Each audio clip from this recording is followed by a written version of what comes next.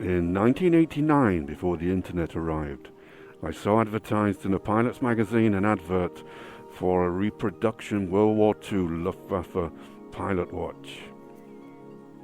It had a big black face with easily seen minutes on the dial. I liked its simple and practical design, and because I was flying simple VFR aircraft which were navigated by map and compass over a time distance, I ordered one. Wind forward to 2021, nearly 2022, some 33 years later, and I still fly and still have the same tastes in watches, because I bought another one when I saw it advertised on the web. It's slightly thicker than the one I bought in 1989. It has a beveled edge around the glass. There's no time or date windows to adjust and no chronograph dials cluttering up the face, which nobody ever uses anyway.